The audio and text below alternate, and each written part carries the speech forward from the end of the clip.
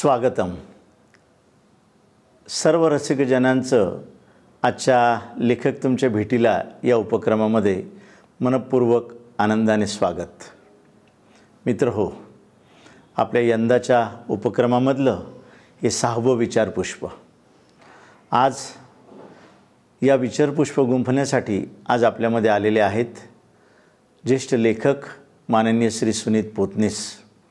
ज्योती stores आणि शंकराचार्य न्यासाच्या वतीनं मी त्यांचं या ठिकाणी मनपूर्वक आनंदाने स्वागत करतो सर. मित्र हो, सुनीत पोतनीस यांना बोलतं करण्याकरता आणि त्यांच्या मुलाखतीकरता आज आपल्याकडे प्राध्यापक अनंत येवलेकर सर आलेले आहेत. त्यांचे मी या दोन्ही संस्थांच्या वतीनं मनपूर्वक स्वागत करतो.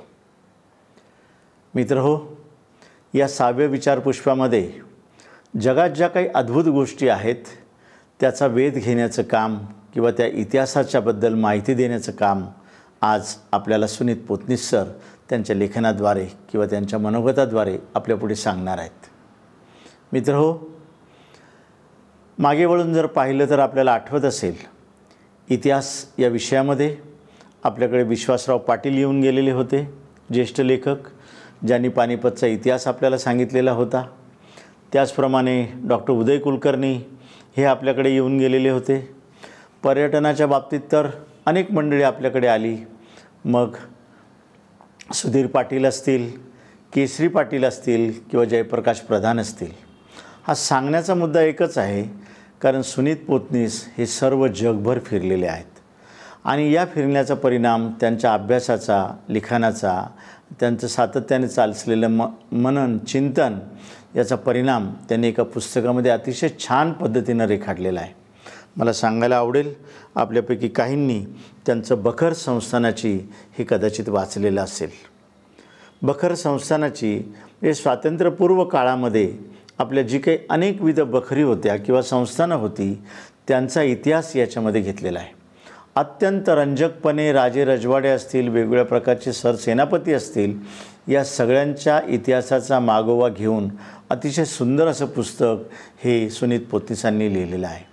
आणि या पुस्तकावर आधारित आज आपल्याला या जगातल्या ज्या काही अद्भुत गोष्टी आहे त्याच्या इतिहासाचा मागोवा ते आपल्याकडे घेणार आहेत. मित्र हो, त्यांना बोलतं करण्याकरता खास करून आज अनंत येवलेकर सर आपल्यामध्ये आहेत. अनंत येवलेकर सर जे मराठीचे प्राध्यापक या नात्यानं आपण सर्वजण त्यांना ओळखतो. अनेक वर्तमानपत्रामध्ये त्यांनी घेतलेल्या मुलाखती आपण ऐकल्यात, त्यांनी लिहिलेले लेख पण आपण पाहिलेले आहेत. अशा या निमित्तानं या जोडीच्या माध्यमातून आज आपल्याला या जगाची अद्भुत सफर आपल्याला होणार आहे. इतिहासामध्ये ज्या काही अनेक गोष्टी घडलेल्या आहेत की ज्याचे रेफरन्सेस आजच्या काळामध्ये आहेत, आजच्या काळाशी सुसंगत असताना या इतिहासाचा नेमका मागोवा घेऊन सरांनी अतिशय सुंदर असं हे पुस्तक लिहिलेलं आहे.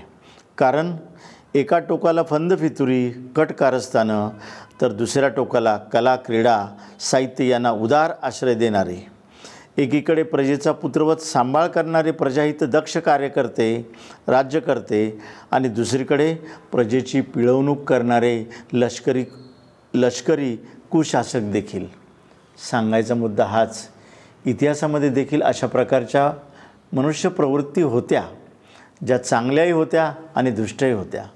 पण इतिहासामध्ये घडलेल्या घटनांचा आधार घेऊन या लोकांचं वागणं, या लोकांचं बोलणं, या लोकांनी वाढवलेली संस्थानं, त्याच्या पाठीमागे असलेली भूमिका, तेव्हाच्या चालीरीती, या सगळ्याचाच मागोवा आज आपल्याला सुनीत पोतनीस यांच्याकडनं ऐकायचा आहे. मी पुन्हा एकदा शंकराचार्य न्यास आणि ज्योती स्टोअरच्या वतीनं, आमच्या कुटुंबियाच्या वतीनं या लेखक तुमच्या भेटीला कार्यक्रमात आदरणीय पोतनीस सर आणि येवलेकर सर यांचं या ठिकाणी पुन्हा एकदा मनपूर्वक स्वागत करतो. आणि माझ्या अत्यंत जवळच्या स्नेही आदरणीय श्रीमती देशपांडे मॅडम, सुषमाताई देशपांडे मॅडम यांना विनंती करतो की आज आलेल्या दोन्ही पाहुण्यांचा आपण थोडक्यात परिचय या ठिकाणी करून द्यावा. सुषमाताई देशपांडे, धन्यवाद. नमस्कार. ज्योती स्टोअर्स आणि शंकराचार्य न्यास यांच्या वतीने आयोजित लेखक तुमच्या भेटीला या कार्यक्रमात ज्योती स्टोअर्सचे संचालक वसंत खैरनार, शंकराचार्य न्यासाचे डॉक्टर आशिष कुलकर्णी आजचे सन्माननीय प्रमुख पाहुणे श्रीयुत सुनीत पोतनीस, प्राध्यापक अनंत येवलेकर आणि रसिक मित्र हो. आजच्या कार्यक्रमातील प्रमुख पाहुण्यांचा परिचय करून देण्याची जबाबदारी माझ्यावर आहे. सुनीत पोतनीस हे मुद्रण यंत्र तंत्रज्ञान विशेष म्हणून काम गेले 40 वर्ष गावकरीत बघत होते. ते करताना त्यांना अनेक ठिकाणी जर मशिनरीमध्ये काही समस्या निर्माण झाली तर बोलवण्यात येत होतं आणि असं करता करता अचानक ते लेखक म्हणून प्रकाश झोतात आले. हे आज आपल्याला आजच्या कार्यक्रमातून उलगडणार आहे. खरं तर ते इंजिनियर, पण इंजिनिअरिंग करता करता निवृत्तीनंतर इतिहासाच्या अभ्यासाकडे कसे वळले हे एक खूप आश्चर्यकारक बदल आहे आणि हे परिवर्तनच आपल्याला आजच्या कार्यक्रमातून उलगडून घ्यायचं आहे. वेगवेगळ्या देशांची भ्रमंती करताना तिथे असलेल्या ऐतिहासिक वास्तू आणि त्यांच्याबद्दलची असंख्य माहिती त्यांनी जमा केली आणि त्यातूनच मग त्यांनी वेगवेगळ्या गावकरी, महाराष्ट्र टाइम्स, लोकसत्ता या विविध वृत्तपत्रांमधून सदर लेखन केलं. बखर संस्थानिकांची, जे आले ते रमले, नवदेशांचा उदयास्त अशा त्यांच्या अनेक मालिका आपण वृत्तपत्रातून वाचतोय. लोकसत्तामधून भरभरून लिहिणारे सुनीत पोतनीस यांना उदंड प्रतिसाद वाचकांचा मिळत आहे आणि आज त्याच याच्यावर बोलण्यासाठी आपण त्यांना आमंत्रित केलेलं आहे. त्यांची जिज्ञासू वृत्ती ही कुठेही त्यांना स्वस्थ बसू देत नाही आणि ते सतत नाविन्याचा शोध घेत असतात. हेच त्यांचं वैशिष्ट्य आहे. या इतिहासाच्या अभ्यासातून त्यांची बखर संस्थानांची हे राजहंसनी काढलेलं पुस्तक फार लवकरच कालावधीत लोकप्रिय झालं आणि त्याची दुसरी आवृत्ती पण निघाली. आता त्यांचं नवीन पुस्तक जे आले ते रमले या सदरावरील राजहंस प्रकाशनातर्फे लवकरच प्रसिद्ध होणार आहे. असे सुनीत पोतनीस इतिहासाचे विशेष अभ्यासक असल्यामुळे आज आपण त्यांना लेखक तुमच्या भेटीलामध्ये लेखक म्हणून आमंत्रित केलेलं आहे आणि अशा या अभ्यासू लेखकाचा परिचय करून देण्यासाठी पण आपण एक त्यांचेच गावकरीमधले जुने सहकारी अनंत येवलेकर यांना आमंत्रित केलं आहे त्यांच्याशी गप्पा मारायला. प्राध्यापक अनंत येवलेकर हे HPT कॉलेजमधून विभाग प्रमुख म्हणून निवृत्त झाले. 42 वर्ष गावकरीमधून पत्रकारिता करता करता त्यातील 36 वर्ष त्यांनी अध्यापक म्हणून काम केलेलं आहे आणि अनेक पत्रकारितेतील विद्यार्थी घडवलेले आहेत. आकाशवाणी, दूरदर्शन या विविध माध्यमांमधून त्यांनी मुलाखती घेतलेल्या आहेत, मालिका चालवलेल्या आहेत, व्याख्यानं दिलेली आहेत. याशिवाय प्रसार माध्यमं आणि साहित्य यावर त्यांचा विशेष अभ्यास आहे. असे अनंत येवलेकर आज सुनीत पोतनीस यांच्याशी एका अद्भुत जगात आपल्याला नेणार आहेत. तर या दोघांचंही मी स्वागत करते आणि इथेच थांबते. नमस्कार. नमस्कार. मी आशिष कुलकर्णी, शंकराचार्य न्यास आणि ज्योती स्टोर्स यांच्या संयुक्त विद्यमाने आयोजित केलेल्या 2021च्या लेखक तुमच्या भेटीला या मालिकेत आपलं सगळ्यांचं स्वागत करतो. शंकराचार्य न्यास ही संस्था डॉक्टर कुर्तकुटी शंकराचार्य यांनी स्थापित केलेली होती. गंगापूर धबधब्याजवळ असलेली बालाजी आणि पद्मावतीची मंदिरं ही जरी या संस्थेची प्रमुख ओळख असली तरीसुद्धा या संस्थेचं कार्य धार्मिक क्षेत्रापुरतं मर्यादित नाही. डॉक्टर कुर्तकुटी यांच्या जीवनाचा अभ्यास करून व त्यापासून प्रेरणा घेऊन शंकराचार्य न्यास सामाजिक आणि सांस्कृतिक क्षेत्रातसुद्धा कार्यरत आहे. देशी गायींचं पालन व संवर्धन करणारी गोशाळा, आर्थिक दुर्बल घटकातील विद्यार्थ्यांकरता वसतिगृह, नित्य डायलिसिस लागणाऱ्या व्यक्तींकरता प्रत्यक्ष आर्थिक मदत, त्याचबरोबर रुग्णांकरता लागणारं साहित्य ह्याचं रुग्णोपयोगी साहित्य केंद्र व शास्त्रीय संगीताचा वार्षिक महोत्सव हे न्यासाचे प्रमुख उपक्रम आहेत. याचप्रमाणे दरवर्षी ज्योती स्टोर्सबरोबर आयोजित केलेली लेखक तुमच्या भेटीला ही मालिकासुद्धा गेले 22 वर्षापासून चालत आलेली आहे आणि अत्यंत लोकप्रिय झालेली आहे. विविध विषयांवर अध्ययन करून लिखाण केलेली व्यक्ती आपण आपल्या ह्या मालिकेत बोलवतो आणि त्यांचे विचार सर्व प्रेक्षकांसमोर मांडतो. दरवर्षीप्रमाणे यंदाही विविध विषयावर अध्ययन करून लिखाण केलेले लेखक आपल्या भेटीला आलेले आहेत. यात राजकारण, अर्थशास्त्र, बँकिंग, सिनेमा इत्यादी विषय समाविष्ट आहेत.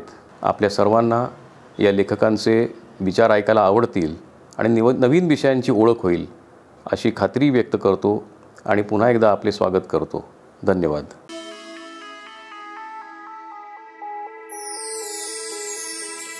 नमस्कार.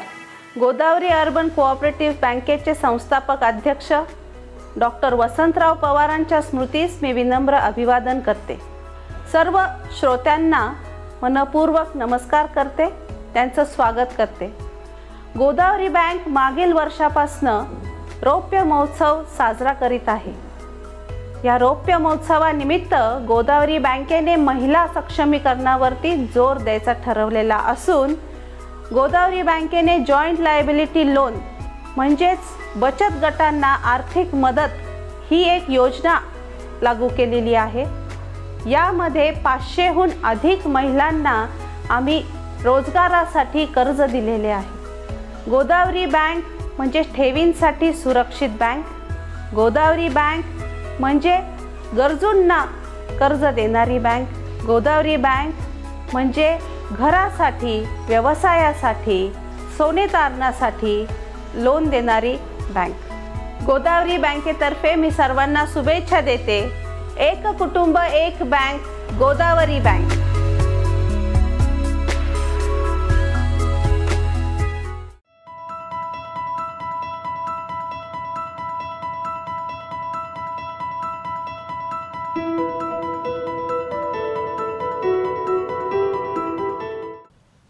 नमस्कार. मी अनंत येवलेकर आणि माझ्या शेजारी बसलेले आहेत सुनीतराव पोतनीस. नमस्कार. लेखक तुमच्या भेटीला या ज्योती स्टोअर्सच्या बहुचर्चित, बहुप्रतीक्षित, अत्यंत अर्थपूर्ण अशा कार्यक्रमामध्ये सुनीतराव आज आपल्या भेटीला आलेले आहेत. ते एक लेखक म्हणूनच आलेले आहेत, हे ओघाने आलं. त्यांचं वय 77 वर्षांचं आहे, पण त्यांच्यातल्या लेखकाचं वय हे अवघं 10 वर्षांचं आहे. याचा साधा अर्थ असा आहे की त्यांनी वयाच्या 67व्या वर्षी लिहायला सुरुवात केली. म्हणजे सेकंड इनिंग असा एक इंग्रजी शब्द वापरला जातो की सेकंड इनिंगमध्ये माणसं बऱ्याचदा आता काय करायचं राहिलेल्या आयुष्यामध्ये असा प्रश्न त्यांच्यापुढे असतो.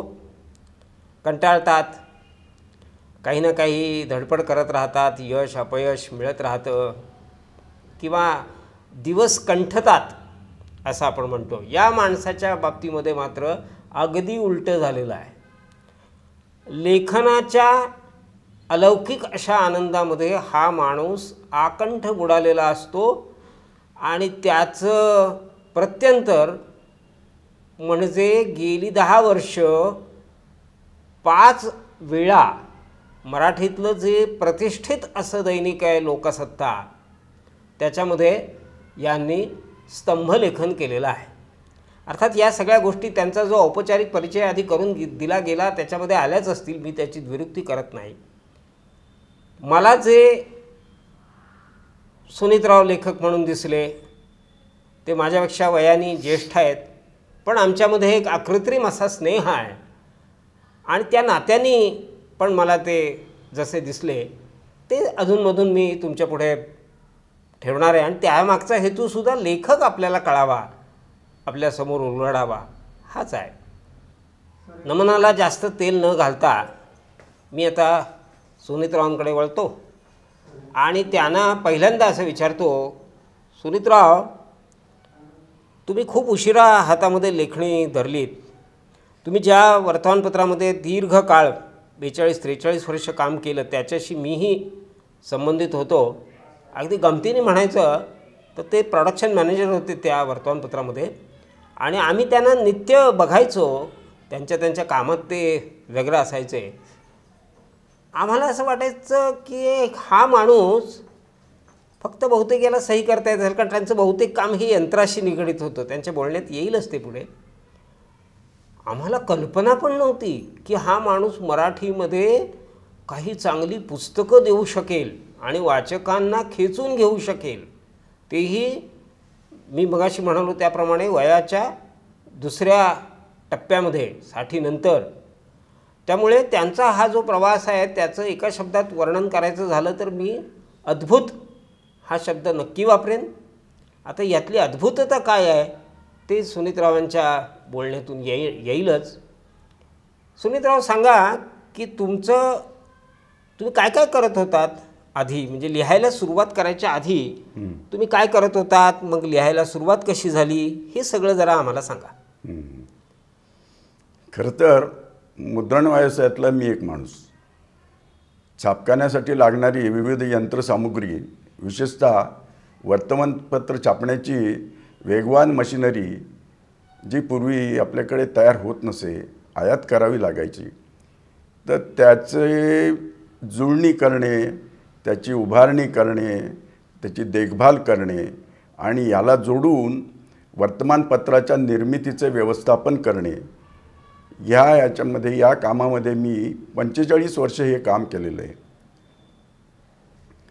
या 45 वर्षांपैकी शेवटची 40 वर्ष हे मी दैनिक गावकरीचं निर्मिती व्यवस्थापन आणि सर्व तांत्रिक बाजू बघितल्या आणि पहिली 5 वर्ष ही मी भारतातल्या विविध ठिकाणी मोठमोठ्या वर्तमानपत्रांच्या ठिकाणी जाऊन तिथे मशिनरीचं इरेक्शन करणे, त्याची देखभाल करणे, हे गोष्ट 2-1 वर्ष मी शिकलो आणि नंतर स्वतंत्रपणे मी ते करत राहिलो. अशा पद्धतीने माझं याच्यातलं 45 वर्ष मी केवळ यंत्र आणि तंत्रज्ञान या विषयांमध्येच काम केलेलं आहे. या क्षेत्रात मी येण्याचं कारण महत्त्वाचं म्हणजे माझे काका कैलासवासी दादासाहेब पोतनीस, म्हणजे संस्थापक संपादक दैनिक गावकरी, हे माझे काका. तर त्यांच्या सल्ल्यानुसार मी माझं इंजिनिअरिंगचा कोर्स झाल्यावर मी या क्षेत्रामध्ये आलो. आता याच्यामध्ये असं झालं की मी खरं सांगायचं तर या 45 वर्षांमध्ये मी एखादा छापलेला कागद माझ्यासमोर आला किंवा वर्तमानपत्र माझ्यासमोर आलं तर माझं लक्ष नेहमी कधीही त्याच्यातला मजकूर किंवा कंटेंट्स काय आहेत त्याच्याकडे कधीच गेलेलं नाही. माझं लक्ष जायचं किंवा मी बघायचो ते केवळ त्याची छपाई कशी आलेली आहे, त्याचा लेआउट कसा आहे, त्याचं कागद वगैरे इतर गोष्टींकडेच माझं लक्ष जात होतं. पण कधीही मी त्या 45 वर्षात असं मनातही माझ्या आलं नाही की मी कधी काळी याच्यावर वर्तमानपत्रात लेखन करीन किंवा माझं पुस्तकसुद्धा निघू शकेल, हे माझ्या स्वप्नातही कधी मला वाटलं नव्हतं. पण ते घडून आलं माझ्या निवृत्तीनंतर. ते असं की माझ्या माहितीप्रमाणे गेले 12 ते 15 वर्ष दैनिक लोकसत्तामध्ये मुंबईच्या मराठी विज्ञान परिषदेने चालवलेलं कुतूहल नावाचं सदर आहे. हे सदरामध्ये सगळं विज्ञान आणि तंत्रज्ञान या विषयाला वाहिलेलं सदर आहे ते. तर या सदरामध्ये तुम्ही काही लिहाल का असं मराठी विज्ञान परिषदेचे सेक्रेटरी श्री देशपांडे यांनी मला एकदा विचारलं. तर मला तर लिहायचा कधी अनुभव नव्हता, तरी पण मी मुद्रणशास्त्रावर जवळजवळ 20 लेख लिहिले. ही गोष्ट आहे 2011 सालची. तर त्यावेळेला मी ते 20 लेख लिहिल्यावर अशी परिस्थिती झाली की त्याच्यानंतर 1.5 महिन्यांनी नाताळ होतं, म्हणजे क्रिसमस होता. आणि त्यावेळेला मी योगायोगाने त्याच्या आधी 5-6 महिने मी इस्रायलला जाऊन येशू ख्रिस्ताचा जन्म जिथे झाला त्या बेथलेहॅम शहरामध्ये जाऊन तिथलं येशू ख्रिस्ताचं जन्मस्थळ आणि तिथले फोटो काढून आणलेले होते. तर माझ्या मनात आले की आपण ह्याच्यावर एक लेख लिहावा, म्हणून मी लोकसत्तामध्ये 25 डिसेंबरला त्या दिवशी मी येशू ख्रिस्ताचं जन्मस्थळ याच्यावर अर्धपान लेख लिहिला आणि मी काढून आणलेले फोटोही त्याच्यात दिले होते. आता तो लेख आणि त्याच्यातली माहिती ही लोकांना इतकी आवडली की अनेक ख्रिस्ती लोकांनीसुद्धा मला त्याला बराच प्रतिसाद दिला मला. तर हे बघून मला लोकसत्ताचे जे उपसंपादक होते प्रशांत दीक्षित म्हणून, तर त्यांनी मला विचारलं की तुम्ही काही वर्षभरासाठी एखादं सदर चालवू शकाल का? तर मी म्हटलं की बा चालवता येईल, कुठल्या तरी ऐतिहासिक विषयावर मी अशा प्रकारचं सदर लिहू शकेन. आणि अशा प्रकारे मी 2012 साली वर्षभर एक सदर ज्याचं नाव होतं सफर काल परवांची, हे सदरामध्ये जवळजवळ वर्षभरात जवळजवळ 270 लेख आले आणि अशा पद्धतीचं ते सदर माझं छापून आलं.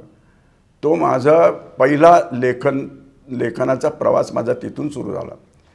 या सदरामध्ये एक थीम किंवा एक विषय असा नव्हता. इतिहासाबद्दल जरी असलं तरी सरमिसळ होती. सगळं विषय, उदाहरणार्थ फ्रेंच राज्यक्रांती, रशियन राज्यक्रांती, त्याच्यात मध्येच इजिप्शियन लोक ममी कशी करायचे तयार वगैरे, अशा सगळ्या जे काय अद्भुत काही नवीन वाटेल ते मी त्याच्यात टाकलं होतं.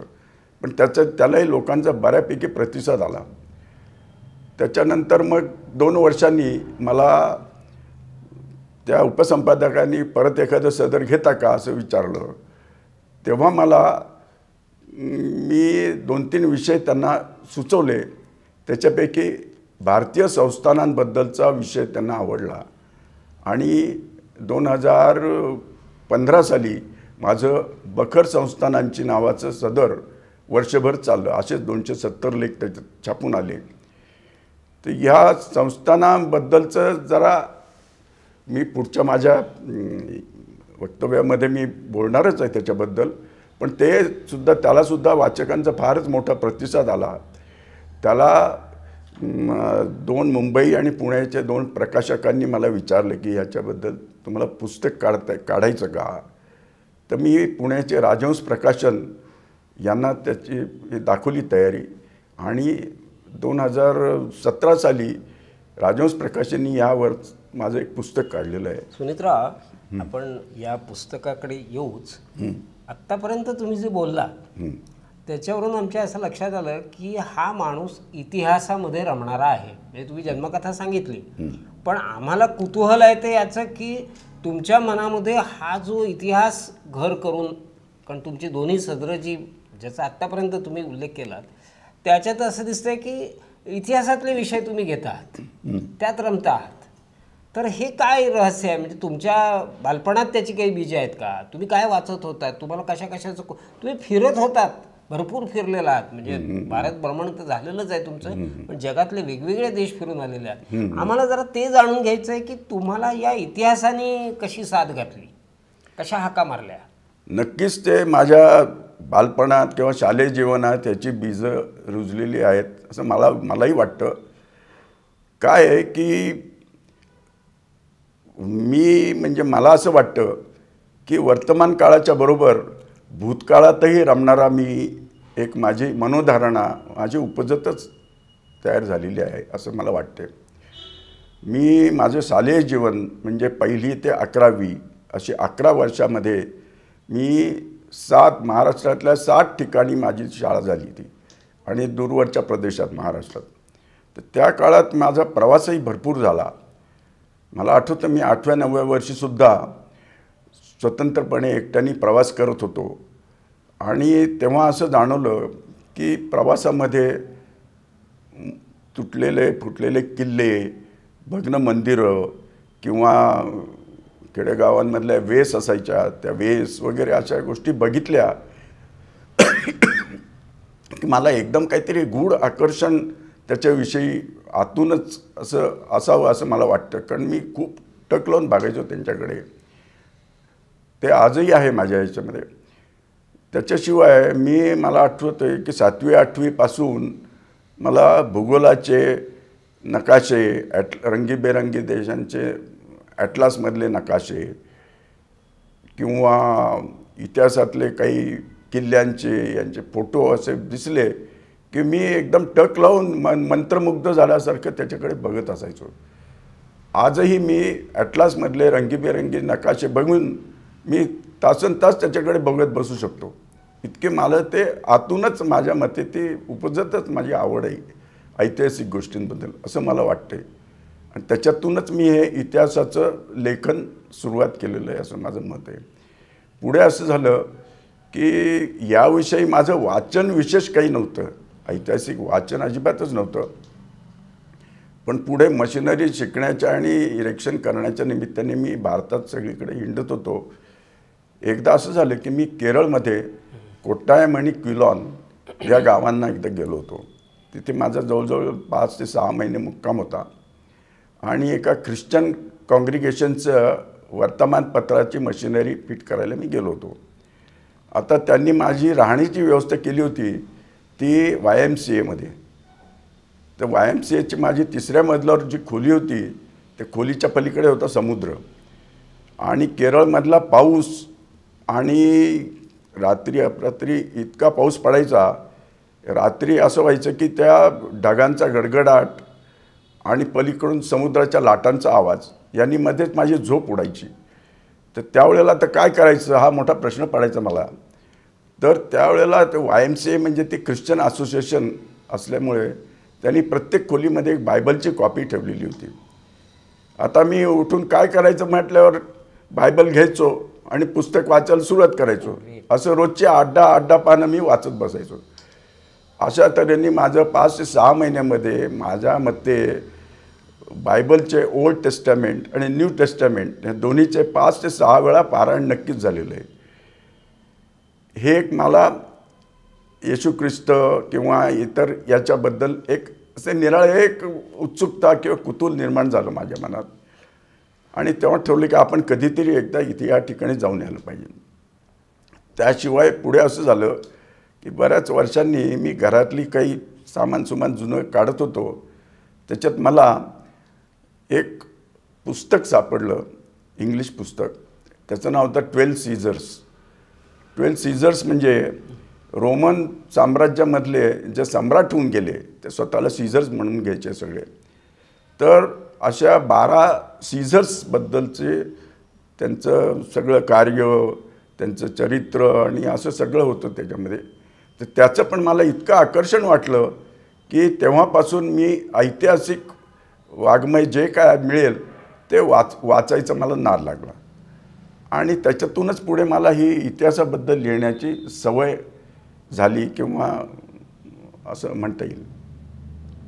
आता तुम्ही लोकसत्तासारख्या वर्तमानपत्राचे स्तंभलेखक झालात की जी मराठीमध्ये अत्यंत प्रतिष्ठेची गोष्ट मानली जाते. स्तंभलेखन हा एरवी वाचक त्याच्याकडे आपल्याला काय नवीन मिळतं या दृष्टीनेच पाहत असतो. शैलीलाही त्यात बऱ्याचदा महत्त्व असतं, पण सगळ्यात जास्त महत्त्व असतं ते तुम्ही काय संदर्भ देता त्याला. आता हा जो तुमचा लेखन प्रवास सुरू तर झाला, पण तो पुढे नेणं नेटानी ही काही सोपी गोष्ट नाही. कारण रोजच्या रोज तुम्हाला काही एक विशिष्ट ओळींचा मजकूर देणं याचा एक ताण असतो मनावर. पुन्हा संदर्भ मिळवणं, ते सगळे व्यवस्थित कागदावर उतरवणं ही पण एक वेगळी आव्हानात्मक गोष्ट असते. माझा अगदी साधा प्रश्न आहे की तुम्ही कसे लिहायचं, म्हणजे तुमची लिहिण्याची पद्धत काय होती, तुम्ही संदर्भ कसे मिळवलेत, म्हणजे कुठली पुस्तकं किंवा इंटरनेट किंवा कशाचा वापर तुम्ही केलात किंवा माणसांशी बोलला असाल. एक तर काय झालं की मी माझं कामानिमित्त आणि नंतर फिरण्याच्या भटकंती, मी एकदम भटकंती आवडणारा माणूस आहे. तर मी देशात तर खूप ठिकाणी राहिलेलोच आहे, पण परदेशातही खूप ठिकाणी उत्सुकतेपोटी म्हणा किंवा कामापोटी, जसं मी जर्मनीमध्ये 67 साली 4 महिने मशिनरीच्या ट्रेनिंगसाठी गेलो होतो. तर त्यावेळेला तिथे ऑझबर्ग नावाच्या गावामध्ये होतो. त्या ऑझबर्ग गावाच्या बाहेरच परिसरामध्येच हिटलरचे कॉन्सन्ट्रेशन कॅम्प्स, नंतर गॅस चेंबर्स वगैरे होते आणि तिथून मला ते आकर्षण इतिहासाचं होतंच, पण मग त्याच्यामुळे माझं महायुद्ध वगैरे या गोष्टींचंही समोरून अगदी प्रत्यक्षात बघण्याचं योग आल्यामुळे मला त्याची माहिती पण खूप झाली होती त्यावेळेला चौकशी करून. नंतर मग मी बऱ्याच ठिकाणी कुठे गेलो, मध्यपूर्वेत गेलो, रशियात गेलो, फ्रान्समध्ये गेलो. तर तिथे गेल्यावर प्रत्येक ठिकाणी मला ठिकठिकाणची माहिती गोळा करायचा नाद लागला होता. हे एक झाला, हा संदर्भ प्रत्यक्षात तिथे जाऊन आलेला झाला. पण दुसरी गोष्ट अशी झाली की आता हे कॉलम लिहिण्याच्या निमित्ताने मी नाशिकचं सार्वजनिक वाचनालय, नंतर कुसुमाग्रज प्रतिष्ठानचं वाचनालय, शिवाय कॅनडा कॉर्नरचं ख्रिश्चन लायब्ररी, या सगळ्यांचा सदस्य झालो. त्याच्या आधी मी सदस्य नव्हतो, पण आता हे कॉलम लिहिण्यासाठी म्हणून काहीतरी डेटा गोळा करण्यासाठी मी सदस्य झालो. आणि तिन्ही ठिकाणी मी रोज जाऊन काय काय पुस्तकं आहेत ते शोधत राहिलो. आता एखादा कॉलम लिहायचा ठरला, बखर संस्थानांची लिहायचं ठरलं, तर मी तिथे जाऊन सावानामध्ये जाऊन त्याचा जो संदर्भ ग्रंथालय आहे वरचं, तर तिथे जाऊन तासनतास बसून कुठली पुस्तकं आहेत, काय आहे, त्याच्यातलं बऱ्याच गोष्टी मी नोट डाऊन करून घ्यायचो. अशा तऱ्हेने तो संदर्भ माझ्याकडे मी गोळा केला. त्याच्याशिवाय हिंदीतली पुस्तकं काही आहेत का हे शोधलं. आता या व्यतिरिक्त मी काय केलं की ह्या व्यतिरिक्त मी आता इंटरनेट, नंतर विकिपीडिया वगैरे ह्याच्यातून मला बरीच माहिती मिळाली. पण विकिपीडिया किंवा इंटरनेटमध्ये असं असतं की निरनिराळ्या साईट्सवर फार निरनिराळे कॉन्ट्रोवर्शियल गोष्टी तिथे असतात. त्यामुळे तुम्हाला तारतम्यानेच त्याचा विचार करावा लागतो की बाबा काय आहे खरंच. पुस्तकांची आणि या निरनिराळ्या साईट्सची गोळाबेरीज करून तर्कसुसंगत असं लिहिण्याची पद्धत मी तेव्हापासून अवलंबली. मागे एकदा आपल्याशी बोलत असताना आपण म्हणाला होता की जिथे जिथे तुम्ही गेलात आणि जे जे पाहिलं ऐकलं त्याची टिपणंसुद्धा काढायची सवय तुम्ही लावून घेतली. आता वाचक हो, हा माणूस बोलतोय, पण एक लक्षात घ्या की जेव्हा तुमचं लेखनाचं जे प्रयोजन हे जेव्हा स्वानंद असतं तेव्हा काय होतं बघा की तहानेच्या मागे माणूस आयुष्यभर जात राहतो पाण्याच्या शोधामध्ये. आणि जेव्हा ती तहानही सच्ची असते आणि जेव्हा त्याच्यासमोर पाणी येतं तेव्हा तो ते साठवून घेतो. होतं काय त्याचं एक उदाहरण तुमच्या पुढे आता येईल, त्यांच्याच मुखातून ते येणार आहे की ते हे सगळं जमवत गेले, त्यांच्या स्मृतिकोशामध्ये साठवत गेले.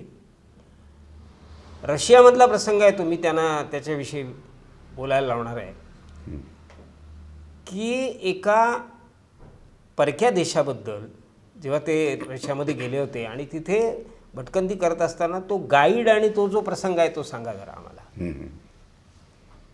मला असं वाटतं हे 2014 किंवा 15 सालची गोष्ट असावी. मी रशिया आणि स्कॅन्डिनेव्हियन कंट्रीजमध्ये फिरायला गेलो होतो एका कंडक्टेड टूर कंपनीबरोबर. तर रशियामध्ये एक रशियन माणूस आम्हाला गाईड म्हणून होता, आमचं ग्रुपला सगळं सांगण्यासाठी. तो ठिकठिकाणी आम्हाला दाखवत होता. तर असंच आम्ही मॉस्कोचा जो रेड स्क्वेअर आहे तिथेही गेलो होतो. तिथली त्यांनी बरीच माहिती दिली. अशा 3-4 ठिकाणी आम्ही गेलो.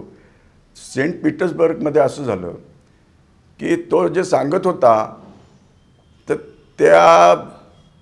ते थोडंसं कमी वाटल्यामुळे मग मी आणखीन काही त्यांना सांगितलं, त्या ग्रुपला काही गोष्टी मी सांगितल्या नवीन. आणि अशा तऱ्हेने त्याचं इतक्या वेळा हा 5-6 वेळा प्रकार झाला की तो जे सांगायचं त्याच्यापेक्षा मी वरचढ आणखीन काहीतरी त्यांना सांगत गेलो. पुढे पुढे असं झालं की तो गाईड लोकांनी काही विचारलं तर तो सरळ माझ्याकडे बोट दाखवायचा की हे सांगतील तुम्हाला. अशा तऱ्हेने मग कितीतरी वेळा मी त्यांना सांगत गेलो की या गावाबद्दलही मीच सांगत गेलो. त्यांचा जो ख्रिश्चन धर्म आहे, ईस्टर्न ऑर्थोडॉक्स ख्रिश्चन, तर त्याच्याबद्दलची पण माहिती मीच दिली. अशा पद्धतीने झार होते तिथले, यांची माहिती मीच दिली त्यांना.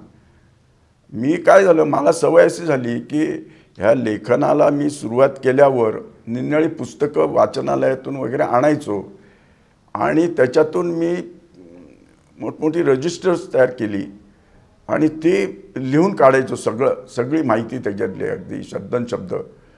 आणि ती अशा तऱ्हेने माझ्याकडे उदाहरणार्थ British empire, Russian empire, French साम्राज्य वगैरे अशा गोष्टींबद्दलची मोठमोठे वह्या जाड रजिस्टर्स भरली गेली, सगळी लिहून ठेवलेली आहेत मी. त्याच्यात अनेक गोष्टींबद्दलची माहिती आहे. भारतातल्या निनाळी जुनी प्राचीन विद्यापीठं होती, नालंदा, तक्षशिला वगैरे, यांच्याबद्दलची माहिती आहे. भारतातली निनाळी राज्य, असे सगळ्या प्रकारची माहिती मी त्याच्यात लिहून ठेवली. ती मला पुढे बऱ्याच वेळा रेफरन्ससाठी म्हणून मला उपयोगी पडत गेली. म्हणजे बघा, शाळा महाविद्यालयांमध्ये इतिहास हा विषय शिकवणार आहे आणि मराठीमध्ये काहीतरी लेखन कामाठी करून आपली नाममुद्रा उमटली पाहिजे असा अट्टाहास बाळगून लिहित राहणारे लोक, यांना उद्देशून मी हे म्हणतो आहे की याच्यापैकी कुठलाही इरादा डोक्यामध्ये न ठेवता जेव्हा माणूस लिहितो, अभ्यास करतो, तेव्हा काय साकार होतं त्याचा हा वस्तुपाठ आहे. यांचं जे सगळ्यात वाचकांनी ज्याचं स्वागत केलं तो स्तंभ आणि ते पुस्तक होतं बखर संस्थानाचे. एव्हाना आपल्या लक्षात आलं असेल की काहीही न ठरवता या सुनीतरावांनी लिहायला सुरुवात केली आणि ते नेमाने लिहित गेले. रामदासांनी म्हटलं आहे तसं अभ्यासोनी प्रकटत गेले आणि ते अर्थातच त्याला चांगला प्रतिसाद वाचकांचा मिळाला. त्यांचा मेल, लोक सांगतात भरभरून वाहतो आमचा मेल, पण मी त्यांचा मेल पाहिलेला आहे, त्यांना येणारे फोन, आणि ह्याच्यातला सगळ्यात जास्त प्रतिसाद जर त्यांच्या कुठल्या स्तंभाला आणि नंतर त्याचं जे पुस्तक निघालं, तर आधी मी त्यांना त्या स्तंभाविषयी विचारणार आहे, नंतर ते पुस्तकाविषयी आपल्याला सांगतील. राजहंसनी त्यांना विचारलं आणि मग त्याचं पुस्तक सिद्ध झालं. त्याची पहिली आवृत्ती संपलेलीही आहे. मराठीमध्ये आवृत्ती संपणं याला फार महत्त्व आहे. तर सुनीतराव, हा जो विषय आहे इतिहासातलाच आहे, संस्थानिकांच्या विषयी लोकांच्या मनामध्ये, एक तर काय आहे भारतीय मनामध्ये, बघा तुम्ही, म्हणजे तुम्ही माझ्याशी सहमत व्हाल की एखादा माणूस खूप चांगला राहत असला, दिसत असला, तर त्याला आपण काय राजासारखा राहतोय म्हणतो, किंवा ती राणीसारखी दिसते असं म्हणतो. म्हणजे राजा राणी हे जे काय, आपण जरी आज लोकशाही देशात राहत असलो तरी राजा आणि राणी याचं आकर्षण काही आपलं जाणारं नाही. तर ही सगळी संस्थानं, काही 500च्या पुढे त्यांची संख्या आहे, तुम्ही नेमकेपणाने सांगू शकाल. तर हा सगळा विषय तुमच्या डोक्यात कुठून आला आणि तो जो सदराचा प्रवास आधी सांगा आणि मग पुस्तकाकडे. ते असं झालं, मी जेव्हा ठरवलं की आता ह्याच्या पुढे जे लेखन करायचं आहे ते ऐतिहासिक घटना आणि ऐतिहासिक परिस्थितीबद्दलच, राजकीय इतिहास असं लिहायचं असं मी ठरवलं. तेव्हा मी मराठी, इंग्लिश आणि हिंदीमध्ये, विशेषतः मराठीमध्ये ऐतिहासिक घटनांवर कुठली कुठली पुस्तकं आहेत हे सगळा शोध घेतला. त्याच्यात असं लक्षात आलं माझ्या की भारतीय संस्थानांबद्दल विशेष काही लिहिलं गेलेलं नाही आहे. आता तसं बघायला गेलं तर स्वातंत्र्यपूर्व भारतामध्ये 565 संस्थानं होती. आता आपल्याकडे कुठल्याही माणसाला आपण विचारलं की कुठली संस्थानांची नावं घ्यायला सांगितली तर 5-6 संस्थानांच्या पलीकडे लोकांना नावही माहीत नसतात.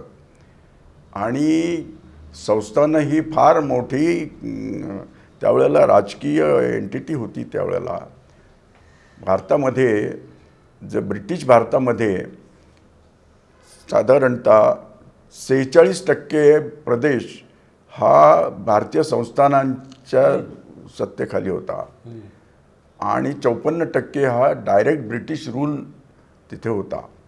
याच्यापैकी भारतीय एकंदर लोकसंख्येपैकी 25% लोकसंख्या ही संस्थानी प्रजा होती. बाकीची होती ती ब्रिटिश साम्राज्याची प्रजा होती ते काळात. तर हे मी बघून माझं असं लक्षात आलं की आपण संस्थानांबद्दल काहीतरी एक समग्र असं भारतीय संस्थानांबद्दल लिहायला पाहिजे. कारण मी संस्थानांबद्दलची जी पुस्तकं सगळी शोधली मराठीतली, त्यामध्ये भारतीय संस्थानांचा इतिहास असं नव्हतं. एक साधारणतः 12 ते 15 पुस्तकं मला मिळाली एकंदर. त्याच्यापैकी फक्त 2च पुस्तकं अशी होती की त्याच्यात काही ऑथेंटिक इतिहास असं लिहिलेला होता, पण तरीसुद्धा त्या संस्थानापुरताच. तर बाकीच्या पुस्तकांपैकी 6 ते 7 पुस्तकं हे स्वतः राजे महाराजांनी स्वतःच्या सेक्रेटरी किंवा लेखकाकडून लिहून घेतलेले गौरव ग्रंथ या स्वरूपाचे हे होते, ज्याच्यात त्यांना राजांनाच ग्लोरिफाय केलेलं होतं. बाकीचे काही होते पुस्तकं ती कादंबरी स्वरूपात होती. म्हणजे इतिहास आणि समग्र 565 संस्थानांपैकी महत्त्वाची संस्थानं अशी एकत्र करून त्यांचा इतिहास किंवा ब्रिटिश ईस्ट इंडिया कंपनीचे या संस्थानिकांबरोबर संबंध कसे होते ह्याच्यावरचं एखादं पुस्तक लिहायचं मी ठरवलं. एखादं कॉलम लिहायचं ठरवलं पहिल्यांदा. तर ते लिहित गेलो मी निरनिराळी पुस्तकं घेऊन. आणि त्याच्याशी संदर्भ कसा गोळा केला आहे मी पुढे सांगणारच आहे. पण ते मी अशा पद्धतीचं पुस्तक लिहिलं की त्याच्यात पहिली जवळजवळ 40 पानं ही ब्रिटिश ईस्ट इंडिया कंपनी आणि ब्रिटिश साम्राज्य यांच्या संस्थानिकांबरोबर झालेले निरनिराळ्या प्रकारचे करार, नंतर ते त्यांनी विलिनीकरण करताना काय काय झालेलं आहे, प्रॉब्लेम्स आलेले ते त्याच्यात मेन्शन केलेले आहेत. नंतर संस्थानांचं आणि ब्रिटिशांचं काय संबंध होता हे त्याच्यात अधिक व्यापक स्वरूपात मी ते लिहिलं. 40 पानं अशी. नंतर पुढे मी हे असं केलं की भारतात विलीन झालेली 30 संस्थानं आणि पाकिस्तानात विलीन झालेली 10 संस्थानं अशा 40 संस्थानांचा व्यवस्थित इतिहास की तिथे ते संस्थानाचं नाव कसं पडलं इथपासून ते विलीनीकरणापर्यंत निरनिराळ्या राजांचा इतिहास असा हे केला. नंतर सगळ्यात शेवटी पुस्तकाच्या शेवटी मी भारतात जी 565 संस्थानं होती या संस्थानांच्या ती कुठल्या प्रांतात होती, एखादं संस्थान समजा घेतलं तर ते संस्थान कुठल्या प्रांतात होतं, नंतर त्याचा शेवटचा राजा कोण होता, तिथली लोकसंख्या किती होती वगैरे असं सगळी माहिती, त्याचं क्षेत्रफळ, त्याचं एरियाचं, अशी समग्र माहिती 565 संस्थानांची अशी एक मोठी सूचीच तयार केलेली आहे. 10-12 पानं त्याच्यावर आहेत. नंतर कितीतरी नकाशे आहेत, 160 दुर्मिळ फोटो त्याच्यात मी टाकलेले आहेत, काही रंगीत चित्रांची पानं आहेत. अशा पद्धतीने एक समग्र असा संदर्भ ग्रंथ म्हणता येईल अशा पद्धतीचं पुस्तक मी लिहिलेलं आहे. माझ्या लेखनात लालित्य नाही, माझ्या ह्याच्यात नुसती माहिती देणं हेच माझा भर असतो, पण ती माहिती ऑथेंटिक असण्यासाठी मी प्रयत्न करत असतो. काही वेळा मला असा प्रॉब्लेम पडतो की काही वेळा शंका येते की हे इथे या एखाद्या पुस्तकात किंवा जो इतिहास कळलेला आहे की तो कितपत खरा आहे, ते खटकतं आपल्याला. तसं काही वेळा खटकतं. मग मी तिथे जाऊन तिथली लोकल पुस्तकं त्या भाषेतली मिळवतो. अशा पद्धतीने मी ते मिळवत जातो आणि त्याच्याबद्दलचं काय निष्कर्ष काढतो की असं असं झालं असावं किंवा काय ते. याचं एक उदाहरण सांगतो मी की आपल्याकडे सगळीकडे असं प्रचलित आहे की झाशीच्या राणींनी तटावरून एक लहान मुलाला मागे बसवून घोड्यावरून ते उडी टाकली खाली. घोड्याला काही जखमा झाल्या, त्यामुळे तो घोडा बदलला आणि सरळ ती त्या मुलाला घेऊन पुढे कालपीकडे रवाना झाली. तर मी जेव्हा झाशीला गेलो होतो तेव्हा त्या किल्ल्याच्या जिथे ते दाखवतात की इथून राणीने उडी टाकली, तर तिथलं मी बघितलं तर ते इतकं खोल वाटलं मला आणि खाली खडक सगळे. तेव्हा मला शंका आली की कसं काय होऊ शक्य आहे. म्हणून मी 2-3 माणसांना मदतीला घेऊन ते खोली मोजली. ती निघाली 32 फूट, म्हणजे जवळजवळ 3ऱ्या मजल्यावरून त्या राणीने उडी टाकली आणि ती खडकावर. तर असं शक्य आहे का, एखादी स्त्री किंवा पुरुषसुद्धा घोड्याला जखमा झाल्या ठीक आहे, पण माणूस कसं काय उठून लगेच जाऊ शकेल, मला शक्य वाटलं नाही. म्हणून मग मी काय केलं की तिथल्या लोकल म्हणजे ज्या हॉटेलमध्ये उतरलो होतो तिथल्या मॅनेजरच्या ओळखीने मी 3-4 वयस्कर माणसांना बोलवलं तिथे. त्यांना भेटलो आणि त्यांना विचारलं, साधारणतः 80-82च्या वयाचे लोक असतील ते. तर त्यांना मी विचारलं की हे तुम्ही लहान असताना काय परिस्थिती होती इथे किंवा काय.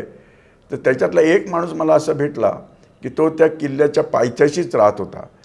तर तो सांगत होता की मी लहान होतो तेव्हा 10-12 वर्षाच्या असताना आम्ही इथे सगळे मातीचे ढीग पडलेले होते आणि आम्ही तो उतार झालेला होता, रॅम्प तयार झाला होता. त्या रॅम्पवरून खालून आम्ही वरपर्यंत अशी मुलांची आम्ही शर्यत लावायचो वर पोचण्याची. तर मग मी सगळं त्याच्याशी बोललो. मग म्हटलं हे आता तर इथे सगळं हे आहे, मातीचा ढीग नाही काही नाही. तर त्याचं म्हणणं असं की पुढे 60च्या दशकामध्ये केव्हा तरी ते भारताचं स्वतंत्र भारताचं आर्किओलॉजिकल डिपार्टमेंटनी सगळे साफसफाई केली तिथली. त्यावेळेला सगळे डेब्रिस काढून टाकलं आणि वर कठडा बांधला. आणि त्यामुळे मी असा निष्कर्ष काढला की त्या मातीच्या ढिगाऱ्याच्या रॅम्पवरून त्या राणींनी कसं बसा घोडा सरकत असा नेला असावा असं माझा निष्कर्ष आहे. आता मी त्यावेळेला झाशीमधले किंवा हिंदी भाषिक पट्ट्यामधले जे प्रसिद्ध लेखक वृंदावनलाल वर्मा, नंतर आणखीन 2-3 पुस्तकं बघितली. नंतर तर त्याच्यामध्ये काही लेखकांनी असं लिहिलेलं आहे की राणीने तटावरून उडी टाकून घोड्यासहित ती पुढे गेली. पण काही लेखकांनी लिहिलेलं आहे की राणी झाशीच्या किल्ल्याला 10 दरवाजे होते, त्याच्यातल्या एका चोर दरवाजाने ती मध्यरात्री तिथून निसटली. तर आता हे दोघांचा मेळ कसा घालायचा. तर मी असं ठरवलं, म्हणजे निष्कर्ष काढला की या उतारावरून ती कशी घसत गेली असावी. आणि असं मी पुस्तकातही एक त्याच्याबद्दल आर्टिकल लिहिलेलं आहे. अशा तऱ्हेने मी शक्य तेवढं ऑथेंटिक काढायचा प्रयत्न केलेला आहे. अनेक गोष्टी सांगता येतील, पण बाकीचंही सुद्धा सांगणं जरूर आहे. त्या बोलण्यामध्ये असं आलं की ते लालित्य त्यांच्या लेखनामध्ये नसतं. काही वेळा अभावितपणे काही गोष्टी उपकारक कशा ठरतात बघा, की जर यांच्यामध्ये ललित लेखक असता तर त्यांनी कदाचित इतिहासकाराचं जे एक तथ्य संशोधनाचं काम असतं ते जे त्यांच्या नजरेने बरोबर टिपलं आणि केलं ते कदाचित त्यांनी केलं नसतं. आपल्या कल्पनेच्या शक्तीवर त्यांनी तिथे काहीतरी मनोरा रचला असता एखादा आणखी. या अर्थाने मला असं वाटतं की बघा ते फिरलेत भरपूर, पण त्यांनी प्रवास वर्णन लिहिलं नाही.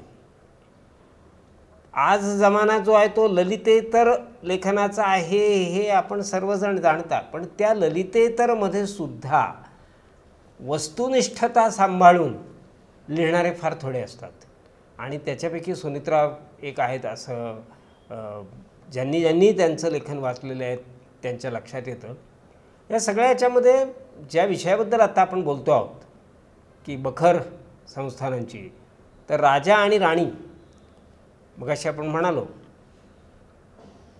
सगळीच माणसं एक तर काय आहे, लेखक विशेषतः ललित लेखकांच्या बाबतीत म्हणतो की ते जगाकडे एकतर माणसं वाईट असतात किंवा चांगली असतात असं बघतात. राजा त्याला अपवाद असण्याचं कारण नाही, कारण राजाचे पाय हे शेवटी मातीचेच असणार आहे. देवाचे असतात तर राजा त्याला अपवाद असण्याचं कारण नाही. सुनीतराव, माझा प्रश्न असा आहे की जे जे संस्थानिक तुम्ही तुमच्या नजरेतून निहाळले त्यांच्यामध्ये काही चांगले होते आणि काही बदनाम झालेले होते. म्हणजे त्यांच्या काही छंदीफंदीपणामुळे, अतिरेकी चैनीच्या गोष्टींमुळे, व्यसनांमुळे वगैरे. तर ह्याच्यामध्ये बरेच किस्से पण जडलेले आहेत. तर त्यातले काही निवडक आमच्या समोर तुम्ही ठेवा ना. आपल्याकडे सर्वसामान्य माणसाचं असं एक मनावर त्याच्या असा ठसा उमटलेला आहे की भारतीय संस्थानिक जे होते ते सगळे नुसते ऐषारामी, विलासी, स्वच्छंदी, कर्तव्यशून्य असे लोक होते. आणि अशा दृष्टीने आपण सगळं हे करतो. पण प्रत्यक्षात मी हा बऱ्याचशा संस्थानांचा इतिहास वाचला, त्यात असं लक्षात आलं की त्या राजघराण्यामध्ये एखादाच दिवट्या राजा असा निघायचा दिवटा की तो सगळ्या ह्याच्यावर बोळा फिरवायचा. पण बरेचसे राजे खूपच चांगले, सत्शील, कर्तृत्ववान, प्रजेसाठी चांगल्या काही गोष्टी करणारे, बऱ्याच लोकांनी कलेच्या प्रांतामध्येही मोठा प्रगती केलेली जाणकार होते. तर असं लोकांचं मला खूपच याच्यात अनुभव आला की असे खूपच लोक होते. आणि लोकांमध्ये जे एक मतप्रवाह आहे की बा संस्थानिक म्हणजे असे आयदी, ते तसं ते नव्हतं. जास्ती करून लोक चांगलेच होते ते राजकारणी. आता त्याच्यातले काही निवडक मी 1-2 हे सांगतो तुम्हाला की एक उदाहरणार्थ आता आपल्या एअर इंडियावरच्या विमानावर आपण बघतो की त्यांचं जे एक प्रतीक किंवा बोधचिन्ह म्हणून त्यांनी महाराजा म्हणून टाकलेलं आहे. तर मला असं वाटतं नेहमी की हा महाराजा यांनी पतियाळाचे जे राजे भूपिंदर सिंग हे होते, यांच्या सगळ्या सवयी आणि त्यांच्या चरित्रावरून मला असं नेहमी पक्क मत झालेलं आहे की हे प्रतीक हे त्यांनी त्याच्यावरून घेतलेलं असावं, महाराजा याच्यावरून. त्या महाराजांचे एक सेक्रेटरी जर्मनी सिंग यांनी एक महाराजा म्हणून इंग्रजीमध्ये पुस्तक लिहिलेलं आहे. त्याच्यातही सगळे नुसते किस्से म्हणजे यांचे मजेशीर सगळे गमतीशीर किस्से. आता याच्यातले हे जे भूपिंदर सिंग होते हे एकदम अफाट माणूस, म्हणजे त्याचे काही काही किस्से सांगतो मी तुम्हाला. एकदा हिटलरची अपॉइंटमेंट त्यांना घ्यायची होती. आता हिटलर कुठल्याही राजा महाराजाला अपॉइंटमेंट देत नव्हता. तर यांनी मोठ्या मुश्किलनी त्याची फक्त काहीतरी 10 मिनिटासाठी त्यांनी अपॉइंटमेंट मिळवली. ते त्यावेळेला युरोपमध्ये गेलेले होते हे महाराजा. आता हिटलरने 10 मिनिटासाठी त्यांना बोलवलं आणि बोलता बोलता यांनी म्हणजे या भूपिंदर सिंग महाराजांनी हिटलर महाराजांना अशा तऱ्हेने इतकं गुंगवलं त्यांच्या गप्पांमध्ये की 10 मिनिटं संपल्यानंतर म्हणे नाही नाही अजून एक अर्धा तास बोला. ते झाल्यावर अजून अर्धा तास, असं करत करत जवळजवळ 2 ते 2.5 तास त्यांच्या गप्पा रंगल्या. नंतर हिटलर म्हणाले की आता तुम्ही इथे लंच घेऊनच जा. तर ते जेवण बेवण करून गेले आणि म्हणे उद्या पण या. असे ते सलग 3 दिवस भूपिंदर सिंग हे हिटलरच्या बरोबर गप्पा मारण्यासाठी 3 दिवस जात होते. आणि सगळ्यात शेवटी हिटलरने त्यांना भेट म्हणून एक पिस्तूल दिलं, खास चांगल्या बनावटीचं. मेबॅक नावाच्या गाडीचे फक्त काहीतरी 6 मॉडेल्स काढलेली होती कंपनीने, त्याच्यातली एक गाडी त्यांना भेट दिली. असा तो महाराजा. ह्या महाराजांनी एकदा असं ठरवलं की यांच्याकडे जवळजवळ 20 ते 22 रोल्स रॉइस गाड्या होत्या. यांनी ठरवलं की एक आपल्याला पाहिजे तशी अल्ट्रेशन करून किंवा मॉडिफाय करून आपण रोल्स रॉइस गाडी घेऊ. म्हणून ते लंडनच्या एका शोरूममध्ये गेले. तिथे गेल्यावर त्यांनी असं त्यांना सांगितलं की मला अशा पद्धतीची मला रोल्स रॉइस बनवून द्या. तर तिथला जो सेल्समन किंवा सेल्स मॅनेजर असेल त्यांनी बघितलं हा कोण माणूस आला आहे, भारतीय माणूस. ते म्हणे तुम्हाला परवडणार नाही, याची जी कॉस्ट आहे ती परवडणार नाही, तुम्ही जा ते दुसऱ्या कुठल्या तरी गाड्यांमध्ये तुम्ही जा. तर त्यांना इतका राग आला त्या भूपिंदर सिंगना. ते आले सरळ पतियाळाला आणि त्यांनी त्यांच्याकडच्या एका गाडीचे वरचा टप फोडून काढला आणि सगळ्या गावामध्ये घंटा गाडी किंवा कचरा गाडी म्हणून ती गाडी वापरली. आणि अशा पद्धतीने त्यांचं सगळ्या गोष्टी अफाट होत्या त्या. या माणसामुळेच पतियाळा पेग नावाचं दारूचं माप पण एक निघालेलं आहे. त्याची गोष्ट खूप लांबेल म्हणून मी सांगत नाही आता. ते पुस्तकात सगळे विस्ताराने दिलेली आहे. यांचा एक स्वतः आता ह्या झाल्या त्यांच्या चैनीच्या गोष्टी झाल्या. पण त्यांच्या चांगल्या गोष्टी अशा की त्यांना खेळांमध्ये विविध खेळांमध्ये फारच आवड होती, शारीरिक फिटनेस वगैरे. त्यांची स्वतःची क्रिकेटची एक टीम होती, पोलोची टीम होती आणि हॉकीची टीम होती. असं ते रणजी ट्रॉफी मॅचेस ज्या सुरू झाल्या त्याच्या मागे सगळे प्रयत्न ह्या भूपिंदर सिंग महाराजांचे आहेत. अशा तऱ्हेने ते क्रिकेटचे चाहते होते. आता सध्या जे भारतामध्ये पतियाळा हे स्पोर्ट्स हब झालेलं आहे. अनेक प्रकारचे तिथे क्रीडाचे शिक्षण मिळतात, फिटनेसचे शिक्षण मिळतात आणि सगळं ते सगळं या भूपिंदर सिंगांच्यामुळे झालेलं आहे. असं भूपिंदर सिंग. तर दुसरा एका महाराजाबद्दल नवाबद्दल मी त्याचे कसे उधळपट्टी चालायची त्याबद्दल सांगतो. जुनागडच्या भवानजी नावाचा एक नवाब होता. या माणसाला कुत्रे पाळायची हौस. त्यांनी 800 कुत्रे पाळले होते. बापरे.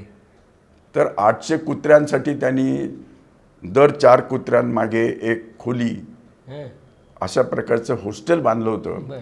त्यांच्यासाठी डॉक्टर्स अपॉइंट केले होते. त्यांना कपडे शिवण्यासाठी शिंपी अपॉइंट केले होते. आणि त्यांचे एका दिवशी त्यांनी ठरवलं की त्यांची जी सगळ्यात आवडती कुत्री रोशनारा हिचं लग्न करायचं. त्याच्यासाठी दुसऱ्या एका संस्थानिकाचा बॉबी नावाचा कुत्रा त्यांनी वर म्हणून ठरवला. आता तो वर जेव्हा लग्नाला आला त्या संस्थानामधून तेव्हा यांनी खास रेल्वे गाडी पाठवून त्याच्यामध्ये हा भाविक कुत्रा, त्याचे साधारणतः 60-70 मित्रमैत्रिणी कुत्रे आणि राजघराण्याचे काही लोक असे वऱ्हाडी म्हणून आले आणि ते लग्न इतकं थाटामाटात झालं. जवळजवळ 4-1 लाख रुपये त्यांनी, ही 100-125 वर्षापूर्वीची गोष्ट असावी, 4 लाखाच्या आसपास त्यांनी त्यावेळचा खर्च केला. हा इतका खर्च हे जाऊन वऱ्हाड आल्यावर असं झालं की ते थाटामाटात लग्न झालं आणि पुढे गंमत अशी झाली की ह्या लग्नानंतर निरनिराळ्या संस्थानिकांमध्ये लाटच आली की आपल्या कुत्र्या मांजऱ्यांची लग्न करायची आणि ती अशीच थाटामाटात महागडीत लग्न. हे सगळं बघून त्यावेळेला या जुनागडच्या रोशनाराच्या लग्नाच्या वेळेला त्यांनी जे आमंत्रण केली होती त्या आमंत्रणांमध्ये एक आमंत्रण होतं व्हाईसरायला. तर व्हाईसरायने काय केलं की बाकी सगळे वऱ्हाडी आमंत्रित लोक आले होते, व्हाईसराय आला नाही. त्याला या गोष्टी अजिबात पसंत पडलं नाही की कुत्र्याच्या लग्नावर एवढा खर्च करावा. मग त्यांनी हे बघितलं की हे सगळेच आता संस्थानिक आणि राजेविजे लोक कुत्र्या मांजऱ्याची लग्न करायला लागले. मग त्यांनी सगळ्यांना वर बंदी घातली की तुम्ही हे जर थांबवलं नाही ही उधळपट्टी तर तुमची संस्थान आम्ही खालसा करून घेऊ आमच्या साम्राज्यात. आणि तेव्हा हे प्रकरण थांबलं. काही राजे असे होते की त्यांना कलेच्या बाबतीत ते चांगले जाणकार होते. उदाहरणार्थ त्रावणकोरचा राजा थिरुनाल वर्मा हा नृत्य नाटिका लिहिणारा, संगीतातला, कन्नड संगीतातला चांगला जाणकार होता. नंतर युवा संस्थांचे राजे विक्रमसिंह हे संगीतातले चांगले जाणकार होते. एकदा ते कशासाठी तरी बनारसला गेले होते तेव्हा तिथे त्यांना तानसेन नावाचा माणूस गाणं गात असलेला त्यांनी बघितला. तानसेन, तर त्या तानसेनला ते घेऊन आपल्या राज्यात रिवामध्ये घेऊन आले आणि त्याला त्यांनी आपला दरबारी गायक केलं. पुढे असं झालं की अकबर हा या विक्रमसिंहाचा मित्र.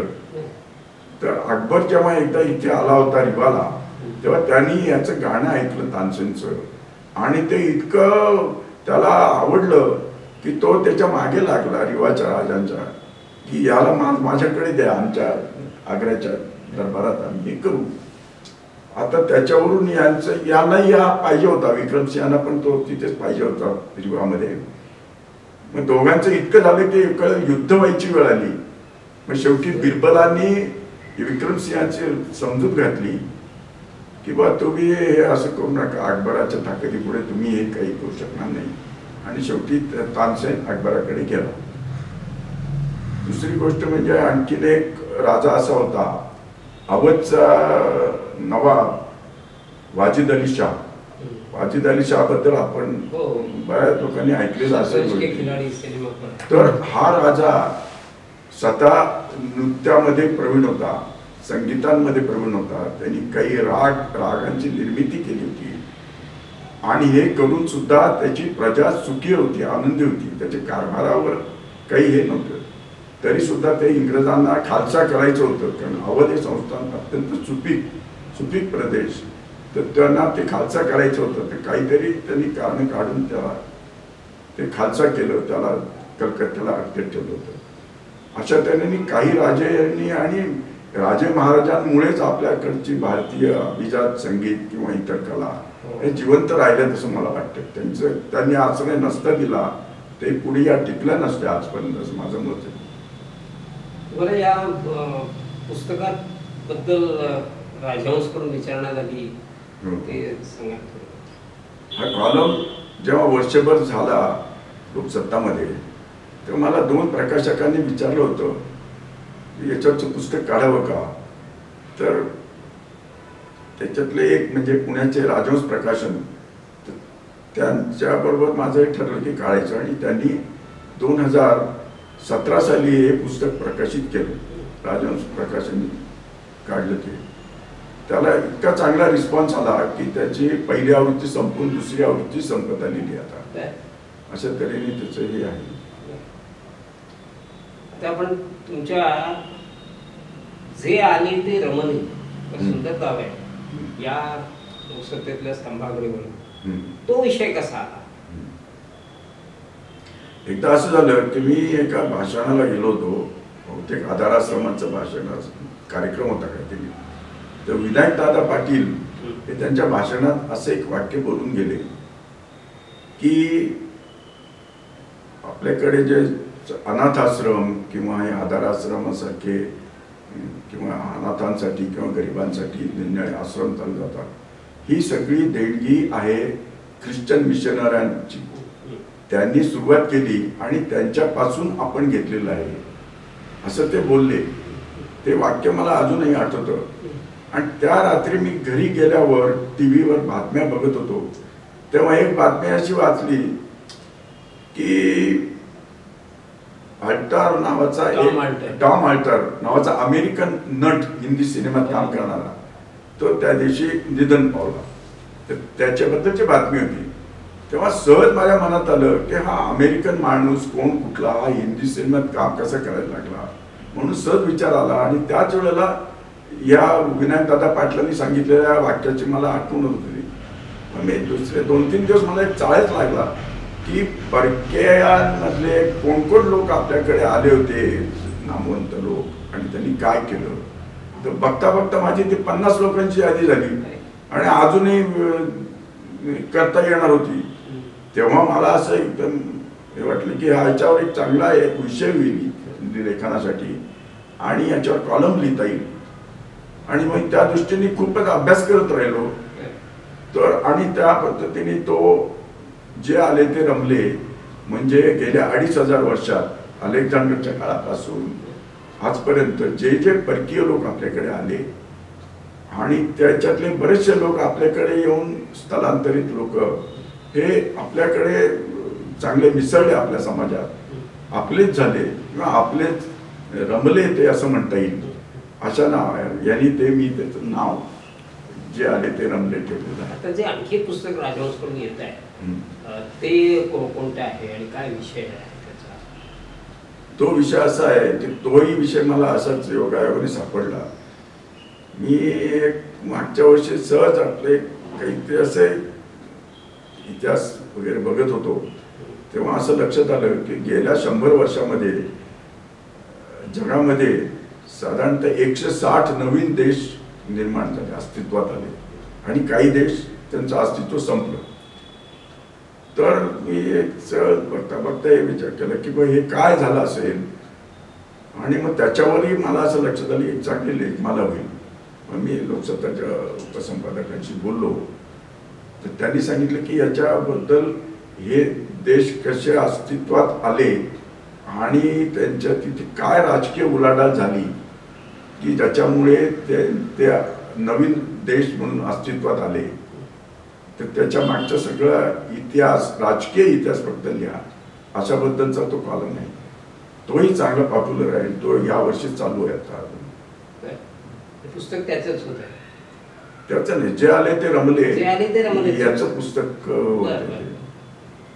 आता जो चालू आहे त्या कॉलमचं नाव आहे उदयास्त नवीन नवदेशांचा. पण जे आले ते रमले याच्यावरचं पुस्तक राजहंस काढतोय. साधारणतः 2 ते 2.5 महिन्यांनी ते पुस्तक प्रकाशित होईल असा अंदाज आहे. त्याचं शीर्षक तेच आहे. त्याचं शीर्षक तेच ठेवलेलं आहे. कारण लोकसत्तेतले कॉलमचं जे शीर्षक होतं ते लोकांकडे ते त्याचा म्हटलेला होता, त्याच्यामुळे ते नाव त्यांनी तेच ठेवलेले. लोकसत्ता हा खऱ्या अर्थाने आज जे समाजामधला जो विचार करणारा वर्ग आहे ते ज्या एका पत्राला पसंती देतात असं एक पत्र म्हणून त्याच्याकडे आपण बघतो. आणि त्याच्यामध्ये तुमचे हे स्तंभ सलग जरी नाही, एक वर्ष आड काही मध्ये खंड आहे एखाद्या वर्षाचा, असे प्रकाशित झाले. आता पुढे काय आणखी कुठले विषय आहेत तुमच्या डोक्यावर? नवनवीन विषयांचा मी शोधच घेत असतो. आता तरी माझ्या पुढे तसा नवीन विषय नाहीये काही. पण एक सहज एक डोक्यात एक अशी गोष्ट आहे की मागे मी एकदा रोमला गेलो होतो, तेव्हा तिथून एक पुस्तक आणलं. त्या पुस्तकामध्ये असं होतं की